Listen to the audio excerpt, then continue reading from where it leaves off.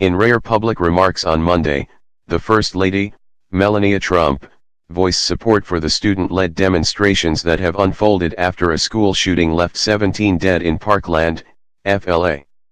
Many of which have called for gun restrictions her husband has resisted. "I have been heartened to see children across this country using their voices to speak out and try to create change," Mrs. Trump said. "They're our future and they deserve a voice." Sarah Huckabee Sanders, the White House press secretary, said in a briefing on Monday that the president also supported the student protesters. "That's the reason why he had a number of them here at the White House just last week," Ms. Sanders said. Mrs. Trump's remarks were delivered at the White House to about 24 spouses of governors visiting Washington to meet with President Trump. At just over 3 minutes, the remarks amounted to a lengthy speech for a First Lady who has not offered more than a few public words in months, and spent much of the winter shielding herself and her 11-year-old son, Barron, from view. Mrs.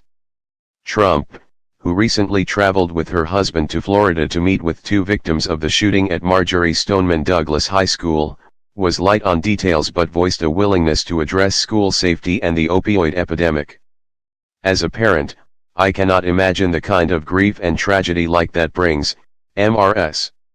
Trump told the governor's spouses, who had gathered in the Blue Room for lunch on Monday. Many of the students have called for more restrictive gun control measures than Mr. Trump and most congressional Republicans have been willing to endorse. Their push has resulted in tense moments with lawmakers, as when students heatedly questioned Senator Marco Rubio of Florida last week at a forum and one survivor tearfully pleaded with Mr. Trump at the White House last week to ban weapons like the one used in the Parkland shooting. The East Wing has not unveiled a significant policy initiative, but Mrs. Trump recently hired a policy director who could push any nascent plans forward. In the past, Mrs. Trump has given few clues as to where she may focus her efforts, but she has also publicly expressed interest in helping children affected by the opioid crisis, advocating anti-bullying measures and aiding disaster relief efforts. On Monday, shortly after reflecting on the Parkland shooting, Mrs. Trump said adults should take responsibility for monitoring children's behavior on social media.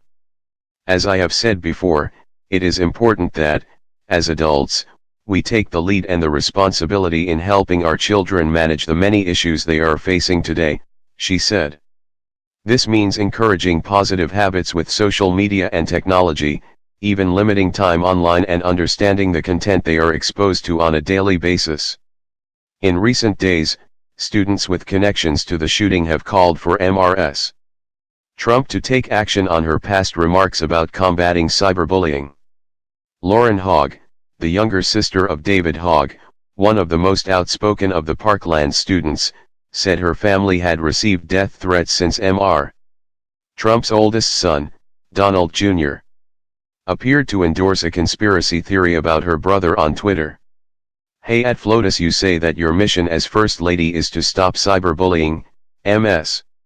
Hogg wrote. "Well then, don't you think it would have been smart to have a convo with your stepson at Donald J. Trump Jr. before he liked a post about a false conspiracy theory which in turn put a target on my back?" As she closed her speech, Mrs. Trump told members of her audience that the East Wing would reach out in the near future as we travel the country and work to promote and fight for the well-being of our children. The White House did not provide details about what those plans would entail. It just means that as she is cultivating these relationships with political spouses, she wants to work with them on issues that they all care about: children, Mrs.